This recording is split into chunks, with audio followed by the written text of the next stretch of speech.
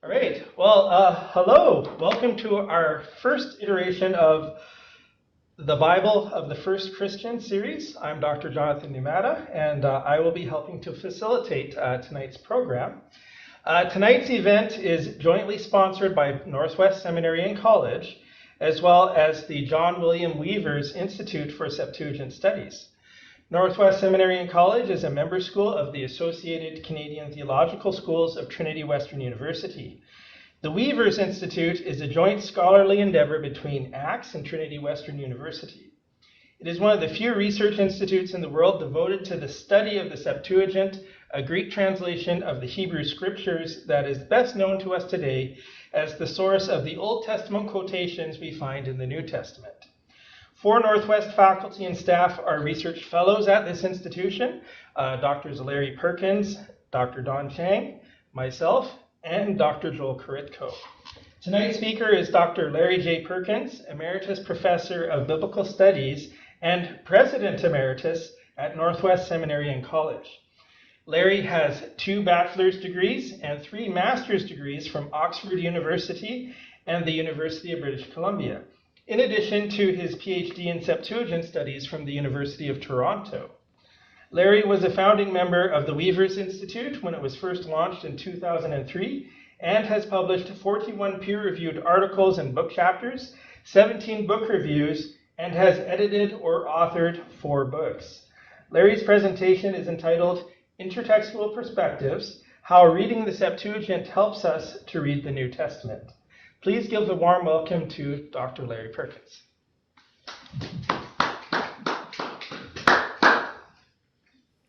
Thank you, Dr. Numata, for your kind words. And it's a joy tonight to inaugurate this new series that is being sponsored by Northwest Baptist Theological College and Seminary, as well as the John William Weaver's Septuagint Studies Institute. So it is a great pleasure to be able to share some ideas and some thoughts on this particular subject. And I've entitled the presentation tonight, Bring the Scrolls, but especially the Notebooks, quotation out of 2 Timothy 4, verse 13, and subtitled then, Intertextual Perspectives: How Reading the Septuagint Helps Us to Read the New Testament. Now, I should say, as we begin, that some of you might be new to Septuagint studies, and so I've tried to calibrate the presentation so that it is not overly technical. But on the other hand, I also realize that some of you participating are, as it were, veterans in terms of Septuagint studies. So I hope there'll be enough here for both levels to understand and to, in some way, find valuable. So we begin by thinking a little bit about this text in 2 Timothy 4, verse 13. Shortly before his death, Paul writes to his protege Timothy, probably around 63, 64 CE, and instructs him to bring the scrolls, especially the notebooks, when he comes to visit him, presumably in Rome. The word translated scrolls, ta biblia, probably refers to biblical scrolls.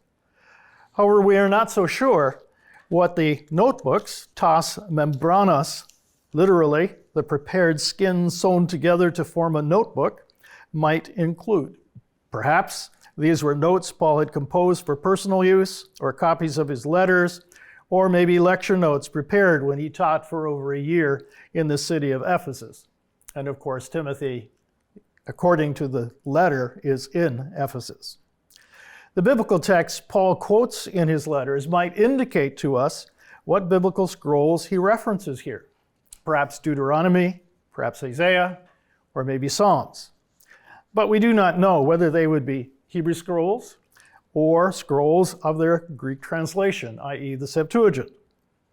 What does seem clear is that he owns some copies of biblical Old Testament scrolls. According to Luke's Gospel, when Jesus began his ministry in the synagogue at Nazareth, he read, quote, from the scroll of the prophet Isaiah, Luke 4, verses 60 to 20. And the writer uses the same term, biblion, to describe this document, the term that Paul has used in 2 Timothy 4 and verse 13. That Jesus unrolls it indicates that it is a scroll. What we cannot determine is whether this biblical scroll was written in Hebrew or in Greek, probably not Aramaic. The writer does not specify, and the citation in the gospel, of course, is in Greek. The presumption is that in a synagogue in Galilee, in the early 1st century CE, a biblical scroll used in a liturgical context would be Hebrew. However, we do know from the discoveries made in the caves in the Judean desert, commonly known as the Dead Sea Scrolls, that some scrolls of the Greek translation were being used in Judea, in Palestine, prior to the 1st century CE. Galilee was primarily bilingual, at least in Aramaic and Greek, and evidence suggests that perhaps only a small minority of the population would be literate enough in Hebrew to locate a passage in a Hebrew biblical scroll, read it, and then expound it.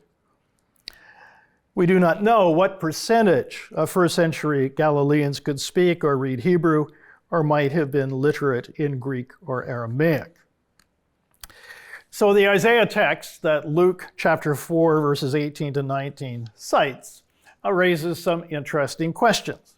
Was Jesus reading Hebrew that now has been rendered in a Greek form in the Gospel of Luke, or was Jesus in fact reading from a Greek scroll?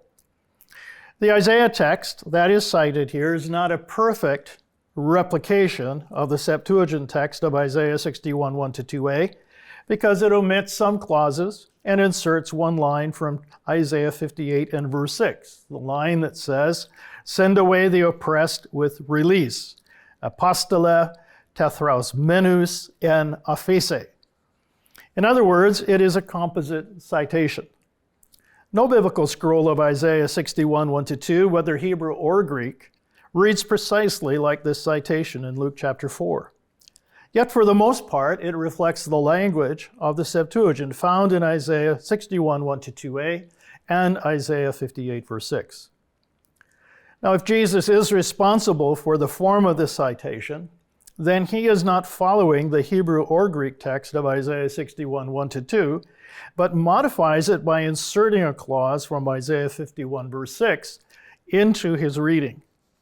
In doing so, he may reflect a Jewish exegetical technique termed gezerah shavah that link texts in the Hebrew scriptures whose context has the same lexemes or something of that nature. And this led exegetes to interpret one text in the light of the other. Now, in the Hebrew context of these two Isaiah citations, the phrase razon le Yahweh, what is pleasing or favorable to Yahweh, occurs in 58:5 and 61:2 of Isaiah. The Old Greek renders this Hebrew noun, razon, with the appropriate prepositional phrase as dektos. In 58:5, it becomes nesteon dektain, an acceptable feast, and in 61:2, kyriou dekton, acceptable for the Lord. The problem is that Jesus does not reference Isaiah 58, verse 5 when he reads from the scroll. Rather, in the two Old Greek texts of Isaiah quoted in Luke chapter 4, the common term is aphesis, meaning releasing from usage or bondage. And so we find in Isaiah 58, verse 6, apostole, tethros menus, and aphese, meaning setting free of those who are in some kind of oppressive state. And also in 61 verse 1, keruxai, eichmelotois, aphesin, release of those who are slaves or prisoners or something of that nature. And so in Luke 4 verse 18e and 18g, the word or the lexeme that tends to bind these two texts together is aphesis. This idea of releasing or something of that nature. In other words, the intertextual connections that are being drawn here in the use of Isaiah 61:1 and Isaiah 58:6 seem to arise from the Greek form of the text, not the Hebrew text. In the Old Greek text, aphesis, in fact, represents two different Hebrew terms in Isaiah. And so a Hebrew term does not seem to be the basis used by Jewish scribes previously to link the text based on the Hebrew text. If then the Jewish hermeneutical principle of gezerah shavah is operative in the combination of these two Isaiah passages in this quotation, then it seems to be based on the Greek translation, not the Hebrew text, in my opinion. Again, if Jesus is the one who links these two texts because of this Greek term, then is he doing it as he is reading the Hebrew text, or as he is reading a Greek scroll? Or is he linking these texts because of some other similarities that occur in their surrounding context, i.e. reference to Sabbath or Jubilee year, some imagery or something like that? Regardless, in the gospel narrative, in the act of reading this scroll, Jesus is making this ad hoc intercalation of these two Isaiah texts. How exactly he accomplishes this feat in the moment is not revealed by the Lucan writer. Now, I must also say that it is quite possible that it is the Lucan writer who is in fact bringing these texts together and presenting them in this way. But regardless, you have the intercalation of these materials seemingly operative at the level of the Greek text. Now, if Jesus is responsible for the intercalation of these two texts, whether using the Hebrew or Greek text, what authority does he have to do this? What would his audience have made of these adjustments? Would they even be aware? What motivated him to do so? And conversely, if Jesus read strictly the Greek text of Isaiah 61, 1-2 without intercalating Isaiah 58, 6, then why has the writer of Luke or some other person in the early church made such change? Whether we argue that Jesus or the Lucan author is referencing Hebrew or Greek texts, we still have to account for the changes observed. Now, it is texts like these, in my opinion, in the New Testament that make us pause and ask, what access did Jesus or the first Christians have to biblical scrolls of the Jewish scriptures? Did they access Hebrew or Greek copies? Would any non-Jewish Christians or diaspora Jews have any Hebrew competence as they read such materials? The Christian mission occurred primarily within the Hellenistic world, and so naturally the Greek translation of the Old Testament would be the primary text form accessed by non-Jewish and probably diaspora Jewish people. But having said this, who among them could access such documents or possess the competence to read, let alone to interpret such complex texts? And if they did, where did they learn such skills and from whom? In other words, what Bible, if we can use that term, anachronistically, did this first generation of Christians use? And who taught them to interpret it as they did? And then we might go on to ask the question, how does answering these questions or seeking to answer these questions help us to understand the New Testament writings and their meaning for us today? So this is then the subject of our conversation.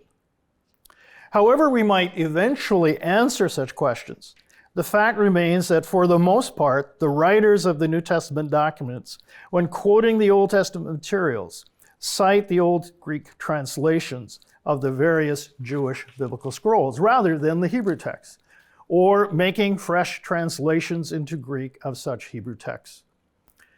From the data found in the New Testament documents, we think that probably Paul, perhaps the writer of Matthew's Gospel, may occasionally offer their own translation of Hebrew biblical texts or employed Greek translations that were different from the so-called Septuagint or Old Greek translation.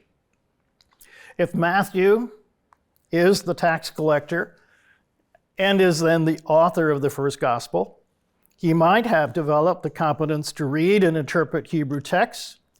We certainly know, according to Acts, that Paul seems to be educated in Jerusalem by leading Jewish scholars, and so he also seems to have that skill.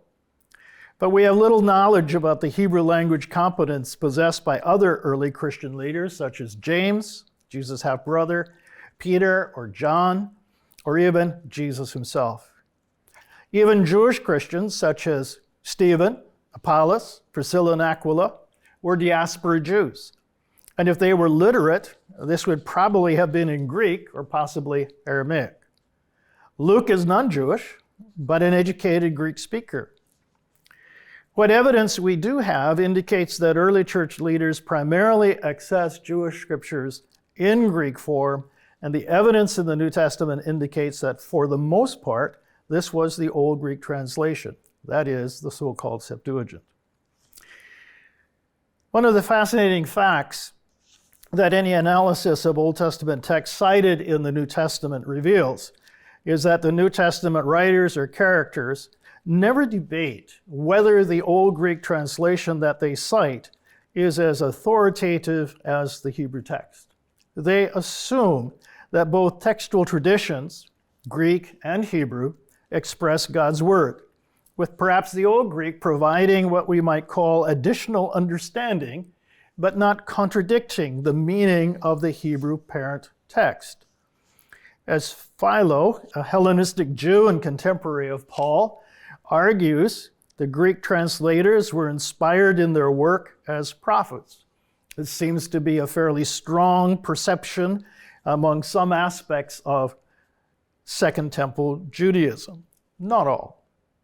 So while scholars today notice differences between the Hebrew text and its Septuagint translation, using these to argue a case that New Testament writers base some of their theology on mistranslated Hebrew texts, this does not seem to be the perception generally in Jesus' day, as far as we can discern. There is some evidence that some parts of the Septuagint were being revised to reflect a revised Hebrew text more closely. The evidence from the Greek Minor Prophet scroll found at Nahal Hever and dated to the mid-1st century BCE. However, the motive for such revisions of Old Greek texts is not entirely clear. Now, a few facts about the Septuagint as translation for those who may be relatively new to this area of study. What do we know about the circumstances in which the Old Greek translation occurs? First, it is a Jewish enterprise that occurs initially and primarily among the Egyptian Jewish diaspora. However, it is possible that several books were translated in Palestine, perhaps Ruth and Ecclesiastes. The translation of Hebrew documents, secondly, occurred over the span of 4 centuries, from approximately 280 BCE to around 100 CE. The Pentateuch is the first segment translated, probably around 285 to 250 BCE in Alexandria, Egypt, followed by the Psalms and Prophets, and then perhaps followed by the historical books. We're not quite sure when Job, Proverbs, and Song of Solomon were translated, but probably in the late 2nd, early 1st century BCE. Ruth and Ecclesiastes perhaps get translated later, maybe mid-1st century CE. So we're dealing with a very mixed group of materials generated from different times by different people, different locations, but now brought together to be understood as the Septuagint. Thirdly, during the history of its production, Hebrew texts of the Jewish scriptures concurrently were undergoing adjustment and development, as the diversity of Hebrew texts, such as the Samaritan Pentateuch, the Qumran text, the Proto-Masoretic text, indicate. If Jewish scribes were adjusting the text of the Old Greek during this pre-Christian period to create greater alignment with emerging Hebrew texts, then which Hebrew text might they be using to do this, and why? This is an area of great discussion and debate. We don't have time to elaborate on that tonight. Fourth, apart from some apparent coordination for the translation of the Pentateuch, the translation of other books seems to stem from the actions of individuals without any kind of central control of the process. This means that each book in the Old Greek, including those in the Pentateuch, have a unique fingerprint when it comes to translation technique. It may be that some of the materials that are sort of like collections, like the 12 minor prophets, were done by one person and considered as a kind of singular document, even though they have a plurality of materials. There is some evidence that later translations paid attention to how earlier translators rendered their Hebrew texts, using similar vocabulary, phrases, and so forth. We should also note that some translators give more weight to representing the meaning of the Hebrew text, and some to representing the form of the Hebrew text. Those texts that give more attention to accommodating Greek readers often reflect theological ideas that build upon the theological framework of the Hebrew text, but are somewhat different, being contextualized to the diaspora context. This is also the case with the translation of legal materials in Exodus, and our next presenter probably is going to talk a little bit about that at the next section. Sixthly, some texts commonly included in the Septuagint and known today as the Apocrypha are original Greek compositions. For example, Wisdom of Solomon, the 2nd to 4th Maccabees, additions to Esther, Susanna, Bel and the Dragon, and some other additions to Daniel. And yet some seem to have Hebrew or Aramaic originals as well that have not survived or only survived in very fragmentary states, such as 1st Maccabees or Tobit, Judith, Psalms of Solomon, Baruch, Prayer of Manasseh, and the letter of Jeremiah. In the case of Sirach, we have most of the Hebrew text. Excuse me.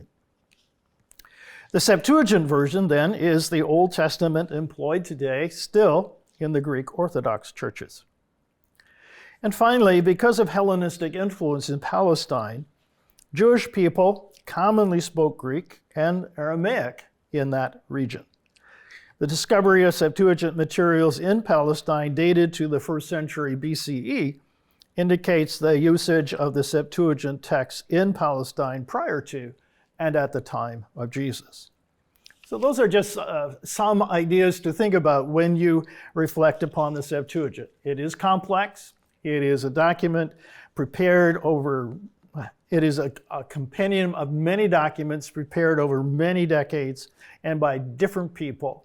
And that variety has to be very front and center in terms of our understanding of individual parts of the Septuagint. So we move then to think a little bit about how does the reading of the Septuagint today help us to understand and interpret the New Testament more accurately. I think that for most Canadians today, it is probably very difficult to access the Septuagint in any meaningful way. The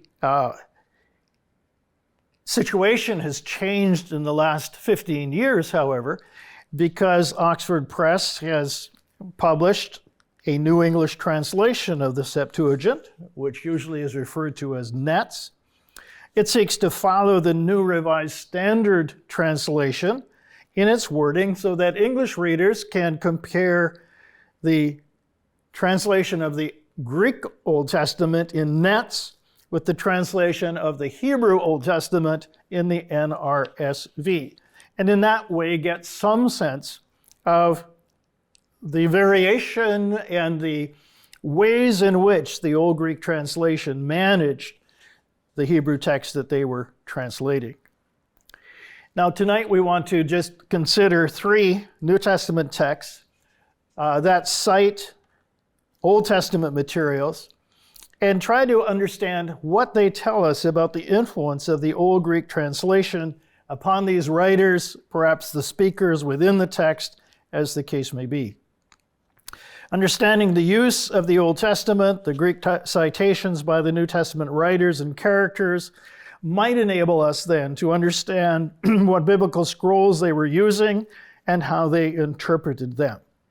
Now, this is a complex area, so we're not going to be able to look at all of the things related to each of these 3, but hopefully to get some sense of the issues that they raise.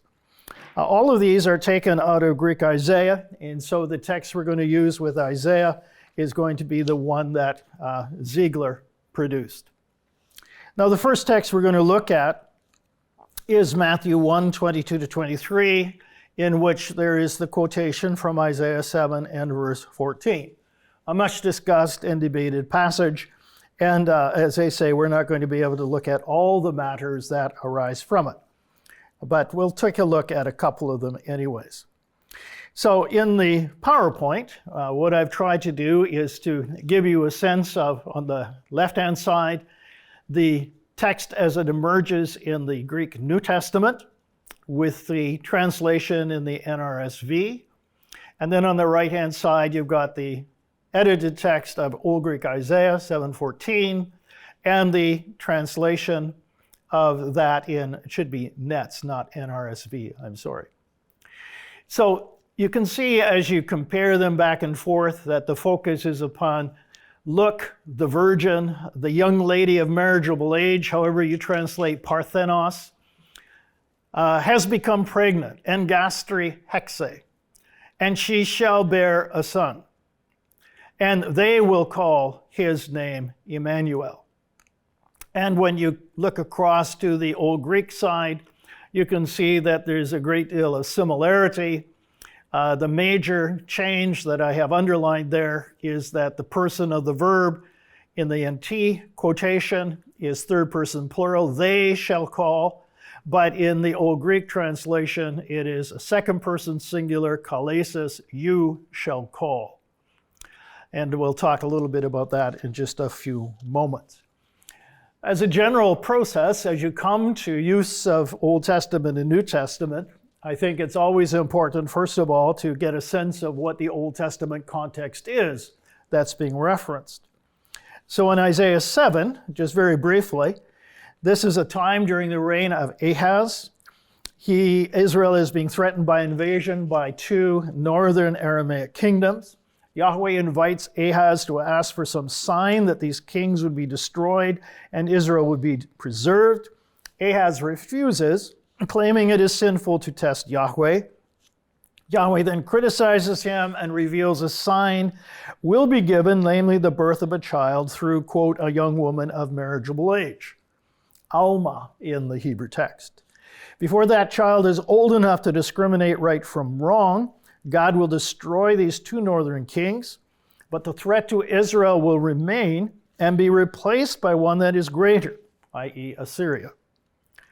Neither the woman or the child is identified, but many scholars consider that it refers to the birth of a son of Isaiah reported in Isaiah chapter 8, verse 3, named Maher Shalal Hashbaz.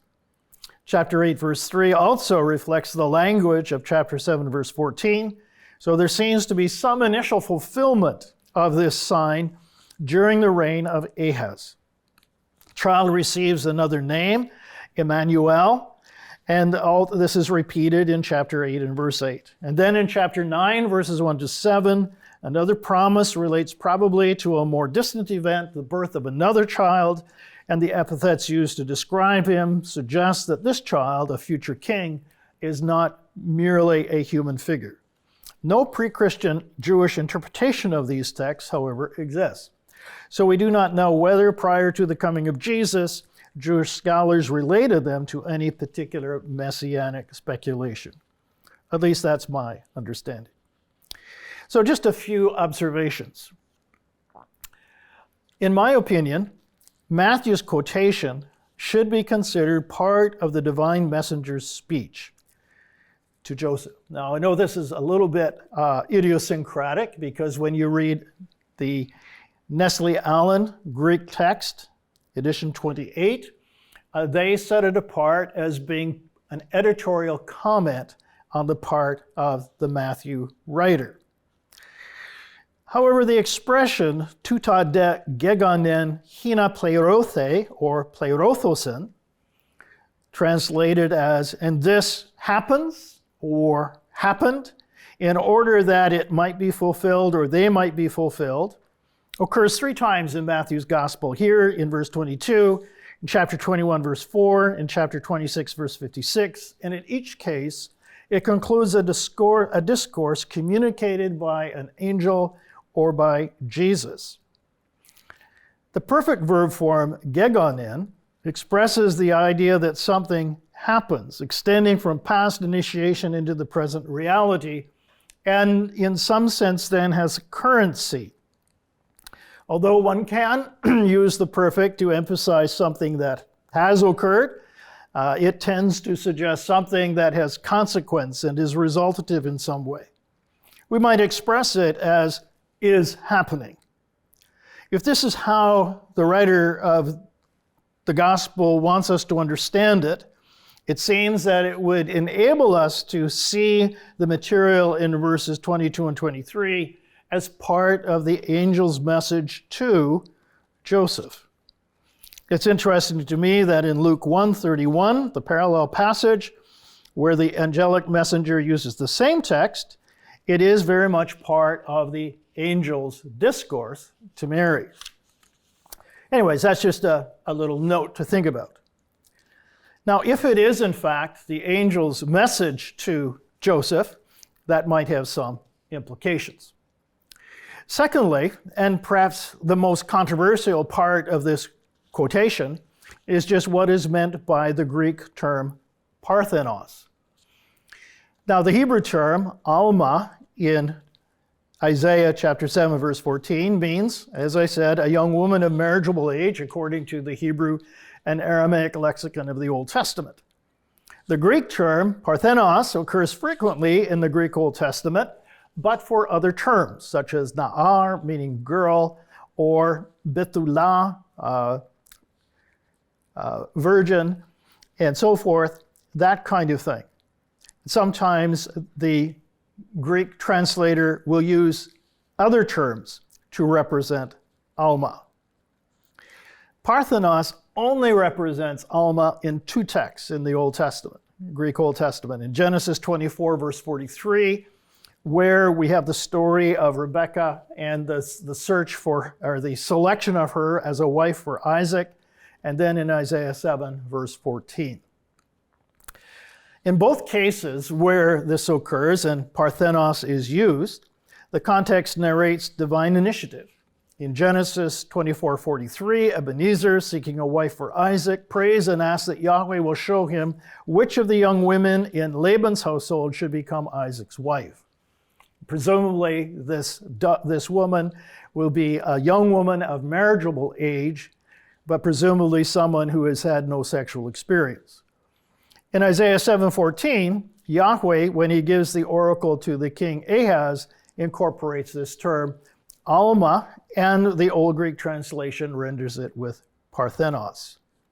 Now, according to the New Cambridge Greek Lexicon, edited by Diggle and others, the Greek term parthenos describes, quote, an unmarried woman who has reached the age of puberty.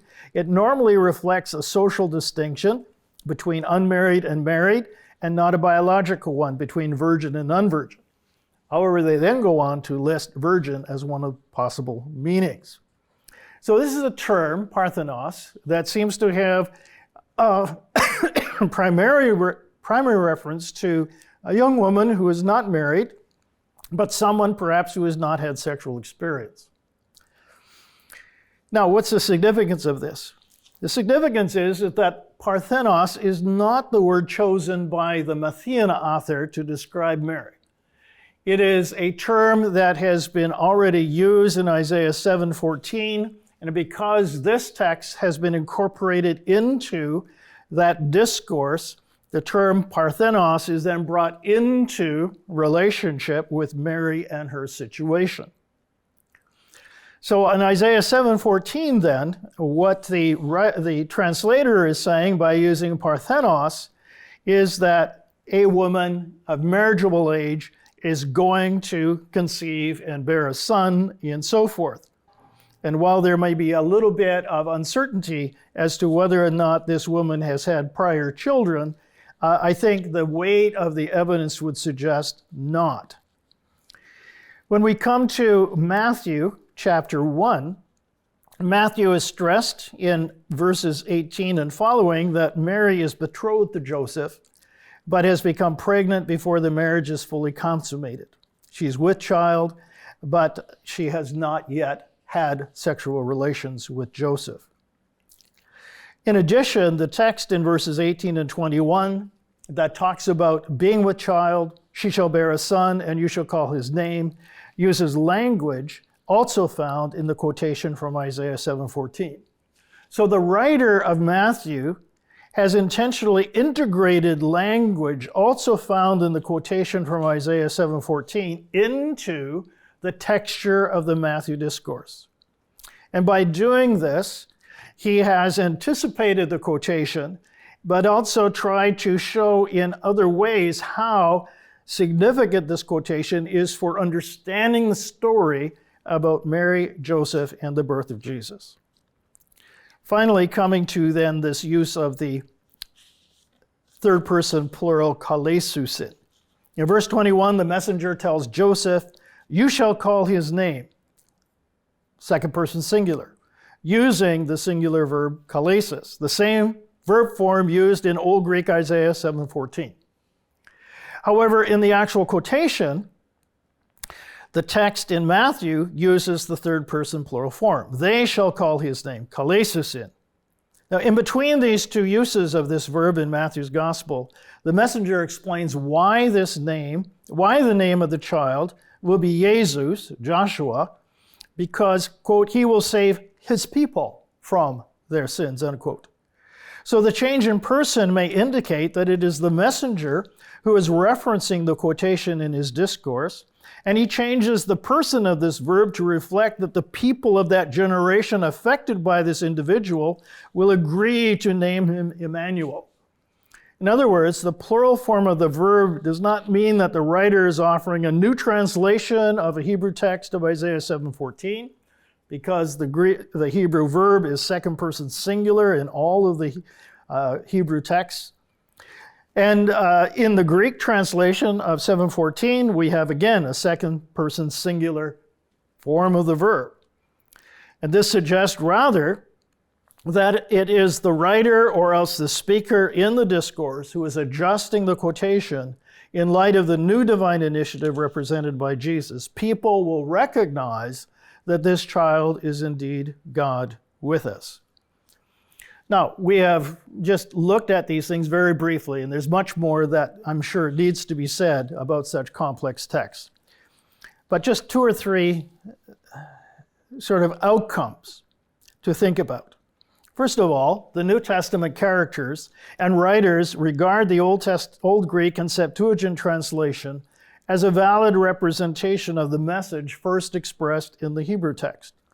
They employ the Greek translation to provide fuller understanding, perhaps, of what in fact Yahweh is doing in events associated with Jesus Messiah.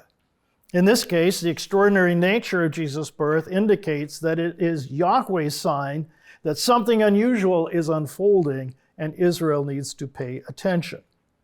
Secondly, the New Testament characters and writers employed the language of the Old Greek translation to express their message, thereby affirming concord between the message of the Old Greek translation and the new developments witnessed to by the New Testament documents. Now, I know some will argue that in the actual historical situation of Galilee, people were speaking Aramaic or speaking Hebrew or perhaps Greek. So we really don't know in the actual historical situation what a character might have been quoting, what language they might have been using to quote these materials. However, in the actual written documents of the Gospels, the words in the mouths of these characters are in fact, by and large, the Old Greek translation. The idea of virgin birth, for example, was not found by New Testament writers in this Jewish text, Isaiah 7:14, and then used to devise some story about a virgin birth. That is my opinion. The lexical discussion about the meaning of both Alma, the Hebrew term, and Parthenos, the Greek term, indicates that these terms, while they did not necessarily specify virgin, they could at times refer to a young woman of marriageable age who previously had not given birth and thus was still, in fact, a virgin. Rather, it seems that the context of Isaiah 7 through 9 led New Testament writers to discern the relationship between these signs pointing to the birth of an extraordinary Israelite leader and in some way the birth of Jesus. It might also be the case that the angelic messenger, if this is in fact a presentation of of a historical event, chooses this Isaiah text because of its reference to Parthenos and its appropriate description of Mary.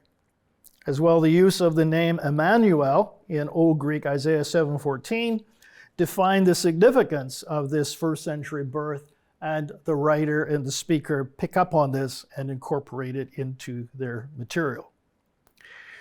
So that's one text to think about. How the writer, how perhaps a speaker of that day was using and incorporating Old Testament Greek materials into the structure of a New Testament document, and working with the way that Old Testament Greek translation had phrased the meaning of the Hebrew text in order to communicate something special in terms of this new character, Jesus. Now we're going to move on to look at another text, quite a different one, but somewhat related, in 1 Peter chapter 3, verses 14 to 15. This text, even if you do suffer for doing what is right, you are blessed. Do not fear what they fear, and do not be intimidated, but in your heart sanctify Christ as Lord. In the Isaiah text from 8 verse 12, do not call conspiracy all that this calls conspiracy, and do not fear what it fears, or be in dread, but the Lord of hosts, him you shall regard as holy. Let him be your fear, and let him be your dread. The Old Greek translation, never say hard, for whatever this people says is hard. But do not fear what it fears, neither be troubled. Sanctify the Lord himself, and he himself will be your fear.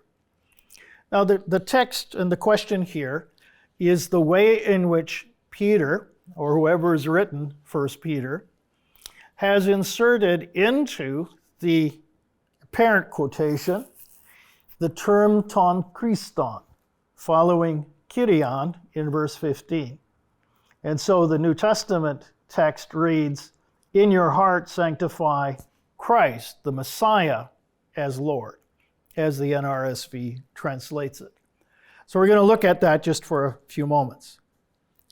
In the Hebrew text of Isaiah 8 verse 12, the oracle predicts the Assyrian destruction of Samaria, and though Israelite leaders out of fear conspire to oppose the Assyrian menace, these human efforts will be fruitless.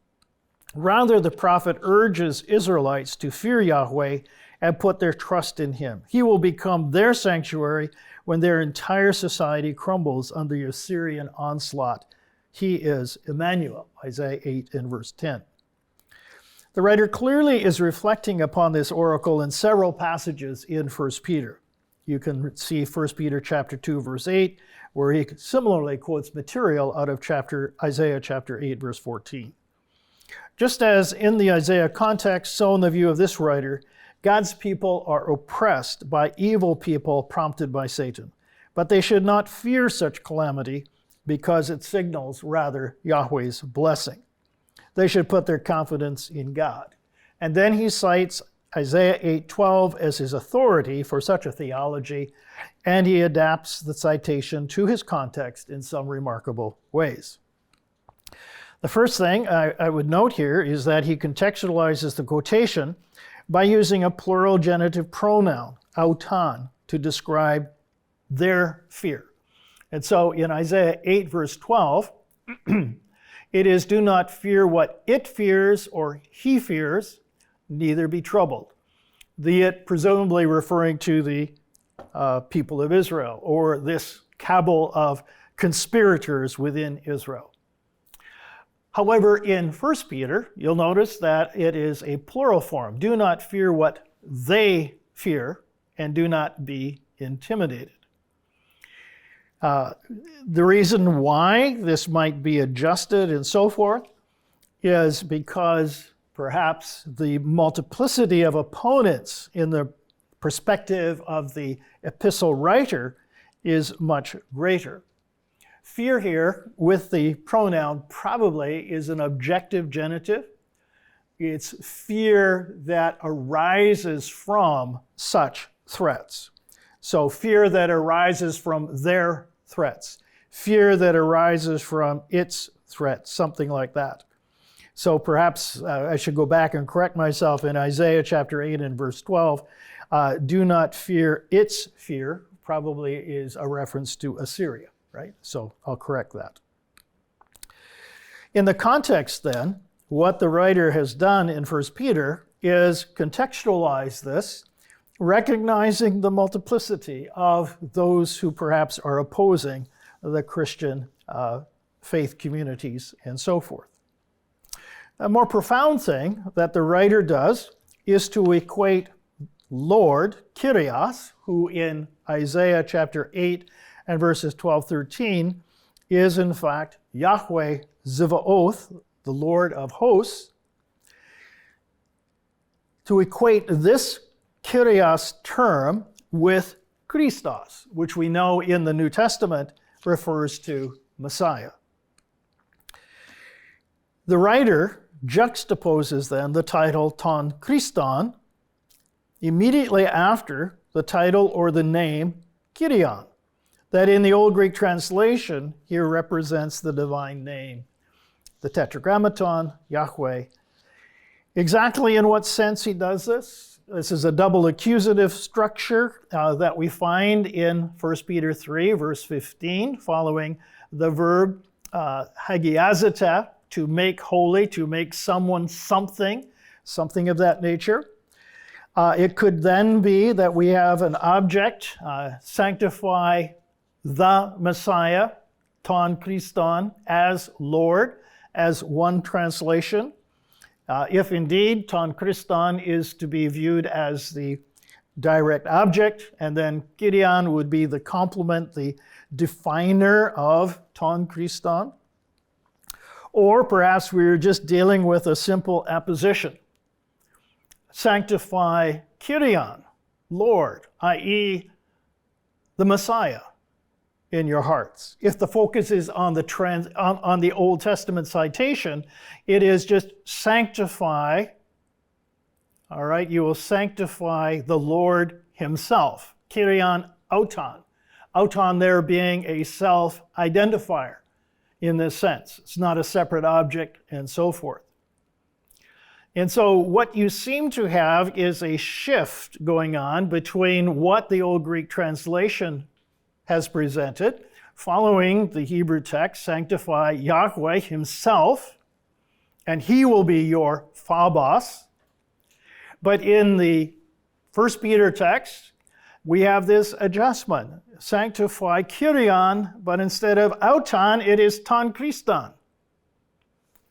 And so should we read verse 15 of 1 Peter like we read Isaiah chapter 8 and understand that the writer is identifying Kyrion with ton Christon? You shall sanctify Kyrion, who is ton Christon, the Kyrios, who is Christos, Yahweh, who is Messiah, in your hearts. Hard to know exactly how the writer of 1 Peter intended us to understand his construction here. However we might resolve it, it is clear that in other texts in 1 Peter, particularly, for example, chapter 2, verse 3, where he cites Psalm 34, verse 9, referring to Jesus as Lord, or again in chapter 3 and verse 12, where he seems to apply Psalm 34, verses 16 to 17 to Jesus, and in the Old Testament Psalm, that's material applied to Yahweh and so forth. It suggests that at least the writer is showing some kind of close fundamental identity and association between Kyrios and the Christos. What all of the significance of that might be is, again, open to debate. Paul and others in the New Testament do similar things with this kind of terminology. So again, some ideas emerging out of this very short discussion about this text. First of all, that in this text we find the first generation of believers declaring that Jesus is Lord. They did not merely assert that he had power or was their master. They used the term that defined Yahweh in the Greek Old Testament to define Jesus in some sense, and by so doing showed the relationship between Jesus and Yahweh. Of course, this was the ultimate scandal that generated the schism between Christianity and Judaism. Secondly, the writer of 1 Peter in this context uses no introductory formula to inform his audience that in 1 Peter 3:14-15 he is in fact quoting from Isaiah 8 verses 12 to 13. And this is also the case with his previous citation in Psalm 34:13-17. Presumably, the one who is publicly reading this letter could make these connections clear and explain their significance, if some in the audience were not aware of the writer's intentions. Or perhaps such passages as Isaiah 8 were being read and taught in the earliest church communities. As noted earlier, the writer refers to this passage also in chapter 2 and verse 7 and 8. And this citation might prepare them for the one that occurs in chapter 3 and verse 14 and 15. It might suggest that the early Christian communities were studying such Old Testament texts in order to understand the significance of Jesus and their personal confession of faith. The Jewish scriptural texts were in fact the only Bible that they possessed at this point, and they accessed it through its Greek translation. Now time is going here, so I'm going to omit the section on Romans 9:32-33 because I don't think we have time to deal with it. And if we could move forward then to slide 17, and we'll just draw some conclusions. This brief review of these two examples of how New Testament writers use materials from the Old Greek translation indicates various ways in which the Septuagint influenced early Christian thought. First, they did read it as scripture and perceived no difference, in my view, in authority between the Hebrew text and its respective Greek translation.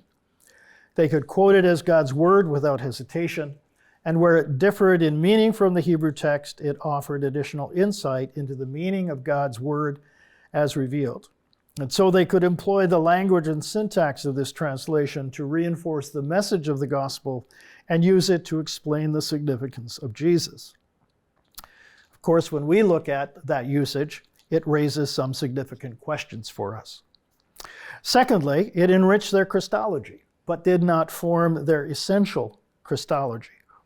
In other words, when they used the title Kyrios, for example, to characterize Jesus, the Septuagint's use of the same term to translate the proper name Yahweh reinforced something about Jesus' identity and his relationship with Yahweh. Thirdly, the Old Greek text of the First Covenant made it easier to demonstrate its continuity with the Second Covenant implemented by Jesus.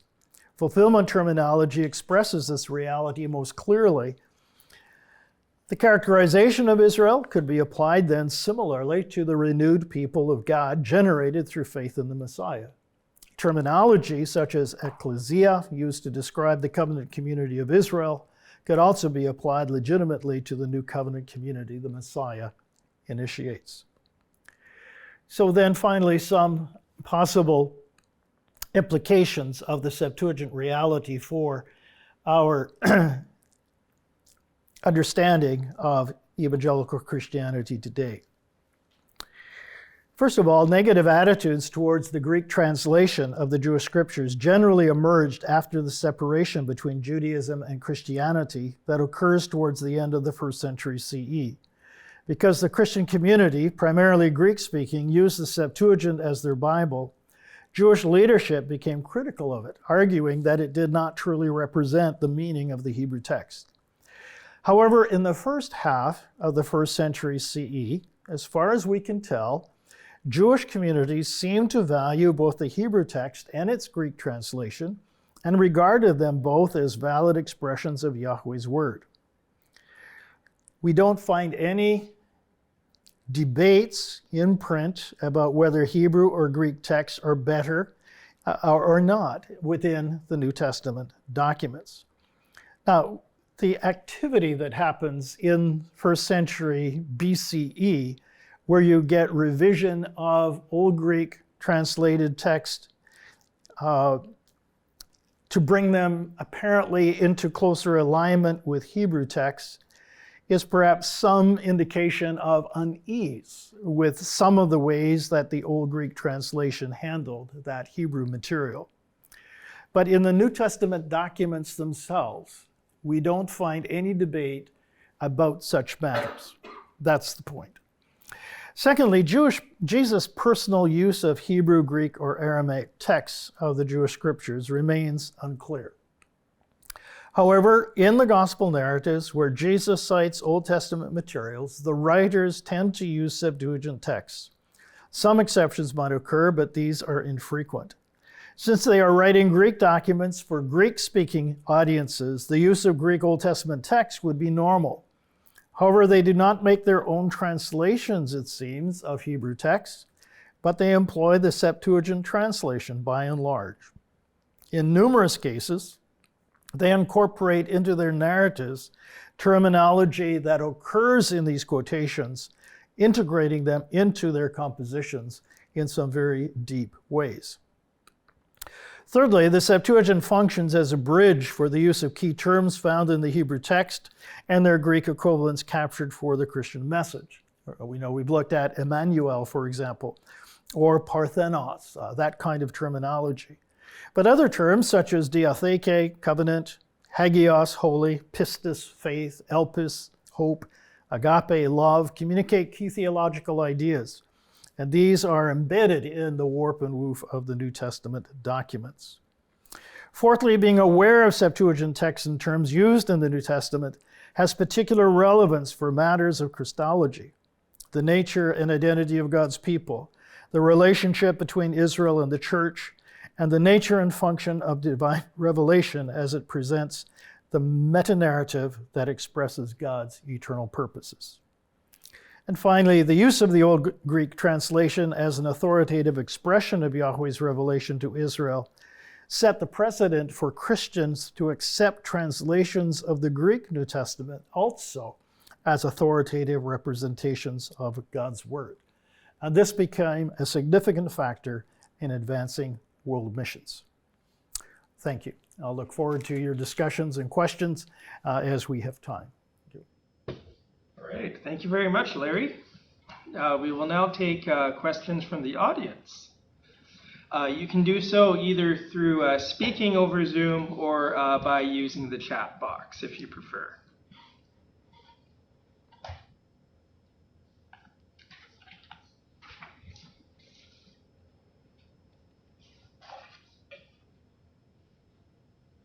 Joel, did you have a question for Larry? Yeah, first one. What do you think about the idea that the use of the Greek Old Testament was more of a practical move, in that it wasn't a concern if there were necessarily differences between the Greek and the Hebrew because of the necessity and the impetus of the movement, this Jesus movement. And so do you think that's a possibility as well? And what do you think of that idea? Yeah, sure. In my view, the use of the Old Greek translation probably had various levels of motivation. I think there is a practical consideration in that the audiences by and large are Greek speaking, and so in order to communicate in any meaningful way, in a, how shall I say, an uninvolved manner, i.e. having to read the Hebrew and then give a translation to Greek and so forth, it was just a natural way for them to talk about these Jewish scriptures as they had need to. It was just, as you say, a practical thing. But it seems to me that the way that the writers particularly incorporate the terminology, even the syntactical structures that occur in the Old Testament citations into the surrounding discourse suggests that this is not just, they're not using the Old Greek translation just as a kind of practical way of referring to Old Testament texts, but are actually thinking deeply about it. And saying the actual language of this text is important because in some way it gives voice to what we believe and what we understand the significance of the Jesus event to be. I think there's also a third element or layer, if I could put it this way, and that is that I think because Christianity emerges out of a Jewish context and the essential first leaders were Jewish Christians and so forth, that I think many of them, being Hellenistic Jews, had already been accessing the Old Greek translation as their Bible because they couldn't access directly the Hebrew text. And so for them, it's not so much a practical thing, it's just their scriptural tradition. If I could draw an analogy for Christians today, sure, we have to, in Canada, because we speak English and so forth, we have to access it through English translation. And that's a very practical thing. But it doesn't take long for that to move from being just a practical necessity to this being my Bible. And the words and the language of the English translation becoming significant for the expression of their faith and that kind of thing. So I think there are layers to this. So I wouldn't dismiss the practical, but I think it goes beyond that very quickly in terms of just the dynamics of the mission and the way in which the early Christian community developed. So, yeah. Yep. All right, Larry, we have a question from John Lineberger, and he's asking, to what extent should evangelicals in North America today treat the Septuagint as authoritative? Does it have independent authority or only dependent authority? Or more to the point, should it be used by preachers when they prepare sermons, and if so, how? Right. Well, you've embedded 3 or 4 key questions into one, so let me try to unpack a couple of them, right? I think with any translation, you have dependent authority, and I think that's just the nature of translation. The revealed Word of God, as we understand it within the Old Testament context, is in Hebrew. However, the reality is that in the 2 or 3 centuries prior to Jesus, that Hebrew tradition became translated into a Greek format. And for many Jewish people, that was how they accessed their scripture. For example, Philo. As far as we know, he couldn't read Hebrew. And yet he writes reams of commentary upon the Septuagint text of the Pentateuch and regards it as transparently authoritative. Now, he has arguments for that. He regards it as prophetically inspired and so forth. And so he goes the way of saying they're equally inspired and thus they are, how shall I say, on the same level when it comes to inspired authority. But I think for the church today, if I could put it that way, I think we go back to the fact that the Hebrew scripture of the Old Testament is our revealed Word of God. And the Old Greek translation, by and large, should be regarded as dependent in authority. Now, when we come to the New Testament, because that material is incorporated into the New Testament, that's a complexity. Because as that material gets incorporated into the New Testament and gets used, etc., the way in which that Old Greek translation expresses the meaning of the Hebrew text somehow gets intertwined with the way the writer of that New Testament document is presenting his or her message, his message primarily. And I think in that way, then some of that material has to be regarded as, if you want to put it, authoritative, because it's how that New Testament writer, if you believe in the role of the Holy Spirit in guiding that person and so forth, has led that individual to incorporate these materials in that way into that written document. So I think that creates a bit of a complexity. The third issue then is how do we handle this today? I think, again, today we have to regard the Old Greek translation as dependent, authoritatively. But because the language that it uses and the grammatical structures and so forth have influenced the shape of the New Testament, it provides insight into what the New Testament writers were trying to communicate. And so for preachers today, I think it is important for them to have some awareness of how the language transformations are happening as you move out of the Hebrew base text and the way the Hebrew language and semantics work into the Greek form, which has then been brought into the New Testament discourse. And so you take a term like diatheke, all right, covenant. Berit in the Hebrew text has a certain meaning, and there is certain semantic overlap between berit and diatheke, but diatheke is not the normal word that one would use in Greek to describe a covenant between allies or dependent people and so forth. Syntheke would be a more suitable term. Diatheke tends to be more reflective about a will or a testament or something of that nature. But for some reason, the Greek translators chose diatheke, and that becomes the term that is then used in the Greek New Testament.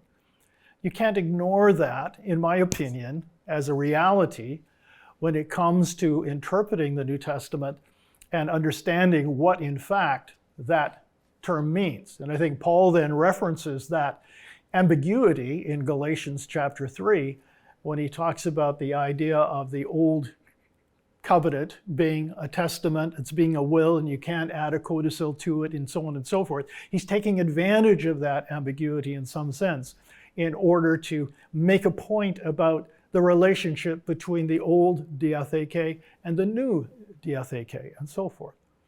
So I think preachers today have to be somewhat aware, because you can't jump immediately, in my opinion, from Hebrew text into citations from the Old Testament that are used in the New Testament, or the way the language, the lexemes work from Hebrew to Greek and so forth.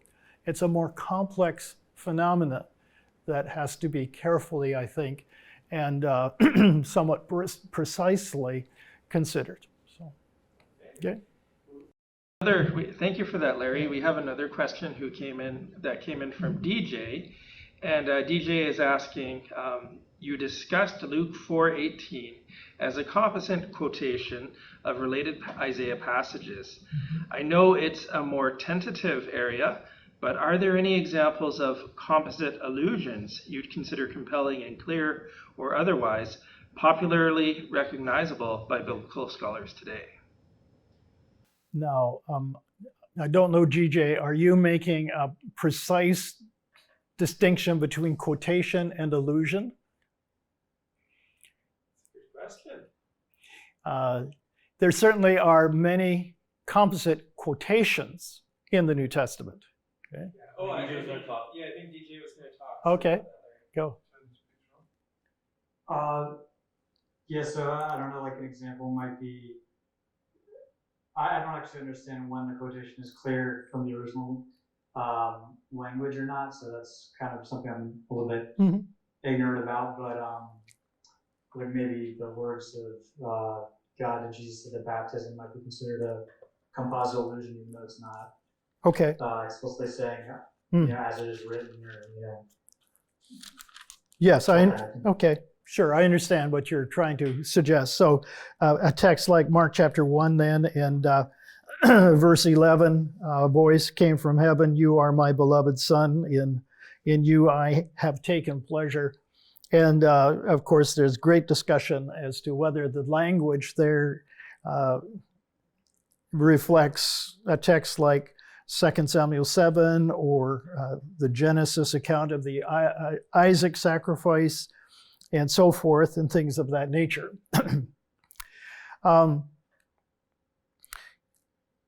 I think that there are contexts in which New Testament writers and speakers borrow the language from the Greek Old Testament in order to formulate their own expressions.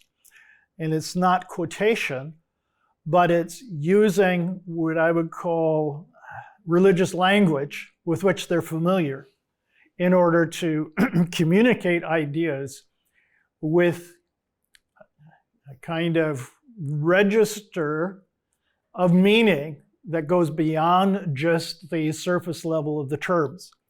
And so by using that language that was previously expressed in the Greek translation of the Old Testament and so forth, they're creating echoes, as Hayes suggests, and so forth. And yet they're not formally quoting, and they're not formally trying to make, how shall I say, straightforward allusions. It's just, this is the language that you use when you talk about these kinds of things in the framework of Christian ideas. Some of it may be more deliberate and intentional. I think in other contexts, it's a little less so. I have wondered, for example, in a text like Mark chapter 4, where you've got Jesus apparently referencing Isaiah chapter 6 in his discussion about the use of parables, Mark chapter 4, verse 12. There's no formal formulae of introduction to indicate it's a quotation. The language doesn't quite match what you find in Isaiah chapter 6 and so forth. And yet there are obvious similarities between the formulation that Jesus uses and what you have in Isaiah 6. But there's sufficient difference to raise questions in my mind. Is Jesus here actually quoting? Is he alluding? Is he just taking the language generally out of Isaiah 6 and reformulating it to express his own ideas? What's really going on here? So I think in the New Testament, you have sort of formal quotations. And then I think you have allusions that are deliberate references back into that material for a variety of reasons. And perhaps some of those allusions are quite formalized, if I could put it that way, quite intentional. But perhaps some of the other allusions might not be as intentional. It's just the way Christians speak, as it were, about these things in the normal course of event. So in 1 Peter chapter 3, in the text that we looked at there in verse 15, which doesn't have an introductory formula, I think there's probably enough literary similarity between, linguistic similarity between what Peter says, what the Petrine text says, and what you have in, I think it's Isaiah 8, verse 14 there, to suggest that this is a quote, even though it's not identified as such. And Peter is just writing along, as it were, and he's using that text because he's talking about fear, and fear is a great theme within his letter, and he's trying to address that issue and how to help these Christians respond to the threats that they're experiencing and to deal with the fear that generates. And so you've got text being woven into the scope of his discourse, but he doesn't take pains, as it were, to formally identify it as such, because I think he's more interested in communicating the ideas. And perhaps in the context, people then who are reading that letter officially in the faith community would take the time to unpack it more. But the initial focus of what Peter is trying to say there is, don't be afraid, all right? You don't have to fear this opposition because, the Lord is on your side and so forth. So it's a long answer, I'm sorry. But I think to your initial question, I think there are composite allusions. And some of those might be quite intentional, as you indicate in Mark chapter 1, verse 12 and so forth. Right. We have another question from John, and it is, a compound question, I think, and some of them are quite complicated where I think he's going. But he's asking, how should the pluses and minuses between the Masoretic text and the Septuagint be handled? First question. Next question. Is the Septuagint considered to have dependent authority only when it has a Masoretic text counterpart, and to have no authority at all when it does not have a Masoretic text counterpart? Follow-up question. Or could some, at least, of the additions to the Septuagint actually be considered as authoritative as the Masoretic text? And if so, where are the limits? Because in some books, the Septuagint has a lot of additions to the text. Oh my, those are great questions, right? One could have a whole seminar, a week seminar on all of those things. And I would invite, maybe send me an email and we can chat more about that and so forth offline and things of that nature. Let me just deal with one small piece of that very complex question. I'm working on Greek Exodus. And of course, in Greek Exodus, once you get to chapters 35 to 40, you get an immense amount of textual dislocation and differentiation. In the first 34 chapters, by and large, the translation tends to follow the Masoretic text in a quite straightforward manner, word for word. Let me rephrase that, in a quite straightforward manner, following the word order of the Hebrew text and often reflecting the syntactical constructions. But nonetheless, the writer shows great freedom and creativity in expressing the sense of that Hebrew text. He's not bound to the form of that Hebrew. And so from time to time, that means that he adds words for clarification. And in other contexts, he omits words because he doesn't feel that they are necessary or in some ways redundant or not contributing to, in the Greek context, the sense of the passage.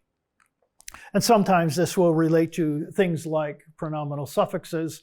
Sometimes this will relate to the tense of Greek verbs. Sometimes it will relate to presence or absence of the article. And in other cases, it will relate to the way in which compound expressions in the Hebrew text are handled within the Greek text and so forth. I think by and large, though, the Greek translator is at pains to try to communicate as faithfully as possible the sense of that Hebrew text, but in a way that is contextually understandable and appropriate to his audience in the 3rd century BCE. And so he's walking this tightrope between faithfulness to the Hebrew text, but on the other hand, the compulsion, the importance that he feels to communicate the significance of that Hebrew text in a way that will be understandable to his Greek audience and applicable for them. I think, again, Dr. Kritko in the next session will give you some examples of what that looks like. So I think on the general perspective, the pluses and the minuses that you find in the normal course of the translation often are occurring, at least in the more sophisticated translations like Exodus and Genesis, because of that desire on the part of the translator to communicate the meaning of the text. There are places, of course, where the parent text that the Greek writer is using is different from the MT, and that's a different issue. And there are also places, of course, where the writer, the translator, for whatever reason, offers a very different interpretation. And sometimes we just don't know why. In Jonah, for example, in chapter 3, where it talks about in the Hebrew text, 40 days and Nineveh will be destroyed. In the Greek text, of course, it's just 3 days. So how do you get from 40 to 3? There's no way the Hebrew text can be read that way. and so forth. There's no alternative Hebrew text that as far as we know, that the translator would have had access to. It seems that the translator is making an adjustment based upon his reading of the narrative, that if the original prophecy said 40 days, then by the time Jonah gets to Nineveh, there's only 3 days left. There seems to be a narratological rationale that's provided. So there are various reasons. When you got to the big chunks and so forth, and I guess you're thinking about the additions to Esther, additions to Daniel, some of the Daniel materials or things of that nature, I think those are of a very different order. And in my opinion, we need to treat those more within Protestant Christianity as we have treated the Apocrypha generally. That's just my opinion. But it is a complex question. So. Wow. Yeah, I was quite intimidated by John's question, actually, when I saw that in the chat box here. We have another one from Daryl, and Daryl's asking, what exegetical significance do you see has been missing by New Testament scholars in general from a lack of expertise in dealing with Septuagint quotations? And what resources are available to address those shortcomings for students whose interests lie primarily with New Testament studies rather than the Septuagint as a corpus of its own? Okay, a couple of suggestions in terms of sort of deficiencies, if you want to put it that way. I think one of them is that New Testament scholars perhaps don't take time enough to understand the fingerprint of the individual translator. And they tend to look at Septuagint as a big mass, homogeneous, and so forth. I think if New Testament scholars are going to deal credibly with specific citations, they have to take the time to understand the way the translator of that Old Greek text has in fact operated. And if they don't, then I think they're going to be prone to make misjudgments in terms of those particular elements. So that's one area. You really have to look at each document in the Septuagint on its own to understand how it's working, and then have a basis for evaluating the reason for the citations for it. I think a second element is that we often forget that these books translated were done over such a long period of time. And I think we have to understand that as Second Temple Judaism developed, and as these translations began to emerge at different times in that development, that the historical context does, I think, affect the nature of the translation. And so the Pentateuch that's done in the first 50 years, apparently, of the 3rd century BC under a Ptolemaic regime in Egypt has a flavor that reflects that. I think Greek Isaiah, texts like that, may be more reflective of the Maccabean and Hasmonean period. And as Ari van de Kooi has tried to articulate in some situations, there's more of a focus on the contemporarization of some of those prophecies into that context. Not everyone agrees with that. Troxel, for example, doesn't quite support that perspective. But I think the point is that as you move along in that historical tradition of Second Temple Judaism, the nature of the translations also reflect those changing times and those changing politics and those changing religious values and so forth. And so again, the homogeneity of the Septuagint cannot be taken for granted. And I think the third thing I would suggest in terms of New Testament writers, scholars, is the lexical stock that you find in the Old Greek translation has to be treated very carefully. We still, I think, struggle with the idea of a kind of Jewish Greek or a kind of religious Greek.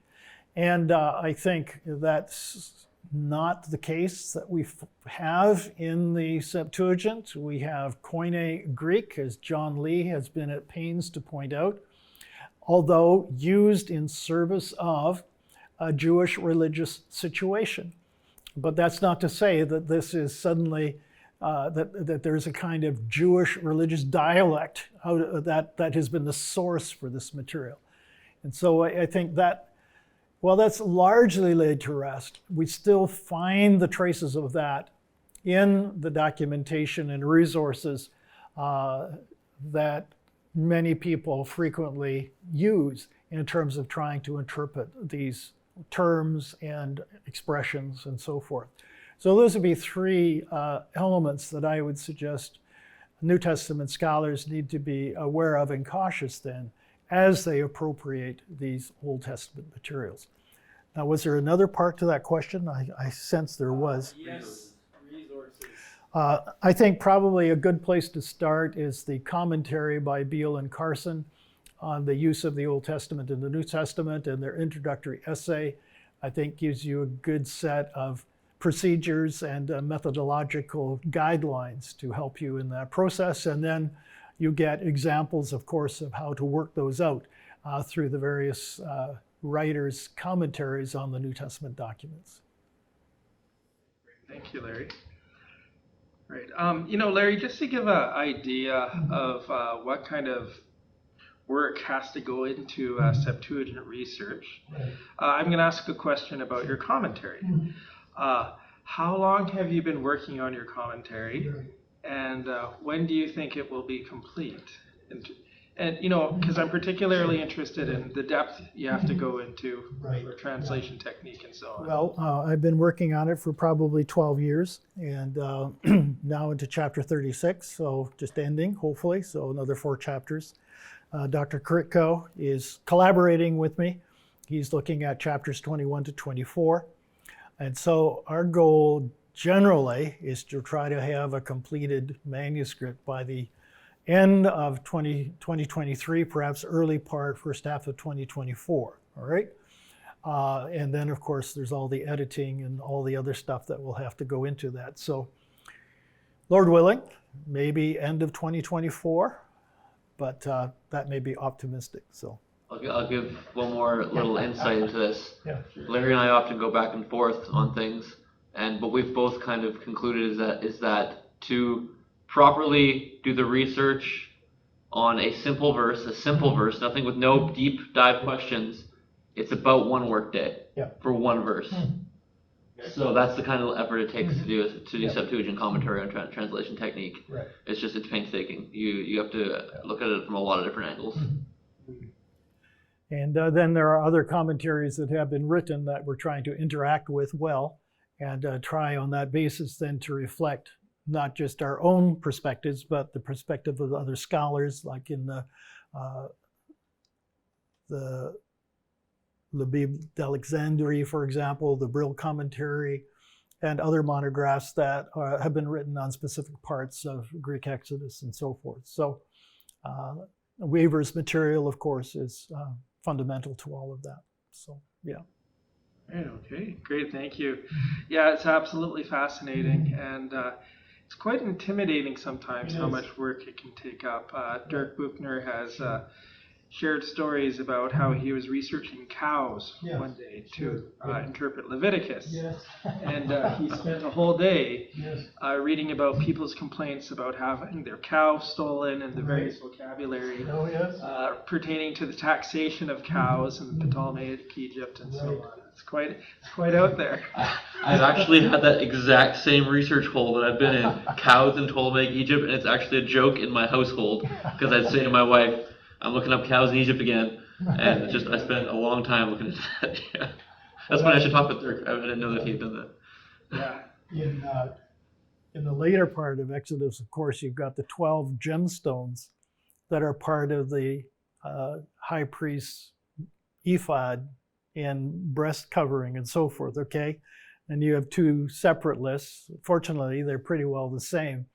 But just the trying to figure out, did the Greek translator truly understand what the Hebrew terms were referring to as gemstones, and did he match them appropriately and so forth, and that kind of stuff? It's really hard because the Hebrew terms often are very uncertain in terms of their meaning. And then you're trying to say, well, maybe the Greek term is uncertain it's in meaning. And so you've got two uncertainties, and you're trying to say, okay, what do we really make of this because of those two uncertainties? And that can be really tough. So you do your best. I wonder if that helps to answer John's question too, which just that sometimes we don't actually have a good grasp on the Hebrew meaning, and the Septuagint might be our best resource, and in that way it almost gains an authority because it is closer to the time of the Hebrew composition. It's people who are more adept at the Hebrew language or an Aramaic, so perhaps it gives us a light into things that we can't see anyways. And especially when we presuppose a Hebrew being more important, then but we don't know what it means. So how is that helpful, right? And so perhaps that's what you were saying there is a help to John's question. Thank you. Very tough question that he asked. Yeah, so it's an authority without being enshrined as canonical authority. It gets it anyway, even though we don't think it deserves it. Right. It's a shadow cast, perhaps, in a certain sense, from the Hebrew text onto the Greek.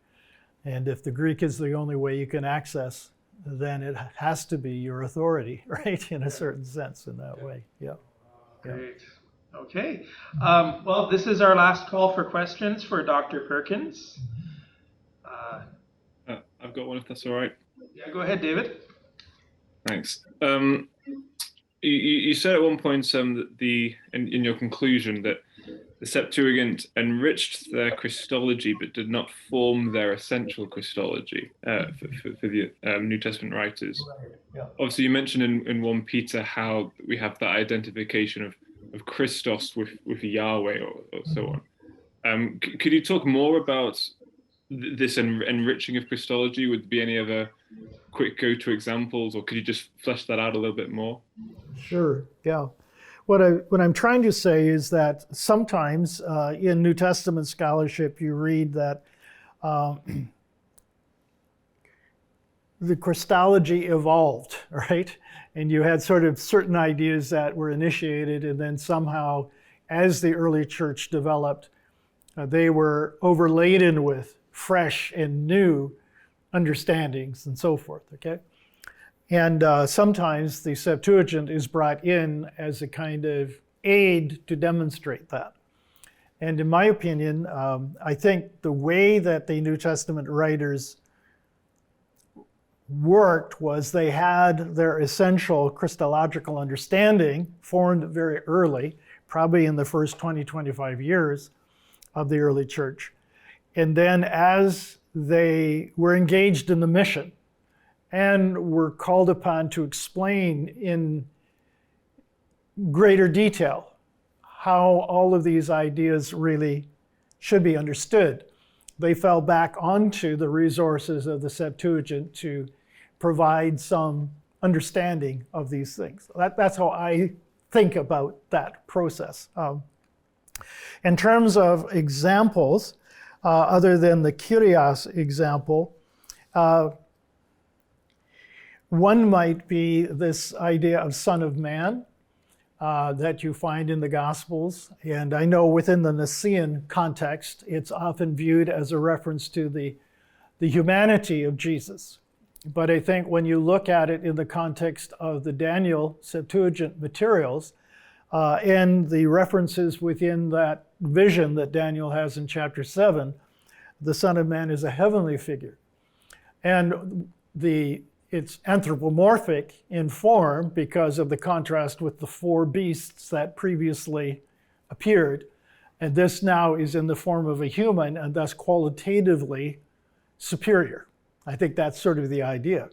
But the actual figure then is viewed not as a human figure, but as a divine figure, because that figure sits with Yahweh on his throne, and to him is given the kingdoms and so forth. So when Jesus then appropriates that terminology, which in Daniel is a figure like a Son of Man, it's anarthrous, it doesn't have the article, but Jesus always uses it with the article, the Son of Man. And I think that that's probably a kind of anaphoric use of that article referencing back to Daniel, because he actually quotes material out of Daniel 7 on several occasions. And so you have then the incorporation of that into the terminology of Jesus and the understanding of that as he now being that figure that sits with Yahweh on the throne and is in charge of the kingdom that Yahweh is establishing and so forth. And I think you get the collocation of that terminology and those ideas in chapter 14 of Mark, in the trial scene, where Jesus says to the high priest, "Yes, I am, and you shall see the Son of Man coming on the clouds of heaven and sitting at," all of that coming together in that situation. And so I think you see the use of that sort of Septuagint language by Jesus himself, and then perhaps subsequently by others in Revelation and so forth, to argue for not so much the humanity of Jesus in that term, but rather his deity and the glory that he has, because he is the fulfillment of that vision that Daniel sees. So that might be one other example of that kind of thing. Yeah. Thank you. Okay. Good stuff. Thank you, Larry. This concludes tonight's presentation. I would like to give a reminder that our next presentation in this series will be here at 7 p.m. on November 9. Our presenter next time will be Dr. Joel Korytko. Dr. Joel Korytko is a specialist in Koine Greek, the role of law in ancient society, and is a research fellow at the Weaver's Institute for Septuagint Studies. Joel completed his master's degree here at Acts Seminaries and his PhD in Oriental Studies. They've changed the department name, but yes. Okay. Oriental Studies, perhaps now something else, under Dr. Alison Salveson at Oxford University. The title of Joel's presentation will be, "When Does Translating Change the Meaning of Scripture?" In his presentation, Joel will explore Jesus' treatment of the law of Moses in his teachings. It looks like it will be a fascinating topic, so we encourage you all to come out again, spread the word among your friends and colleagues, and please do not miss this exciting event. You can enroll for Joel's presentation through the Northwest's website. Again, it will be here at Northwest Seminary and College and Acts at 7 p.m. on November 9. Thank you very much, and thank you very much, Dr. Perkins. Welcome. All right. Blessings to all. Thank you. And have a good night, everyone.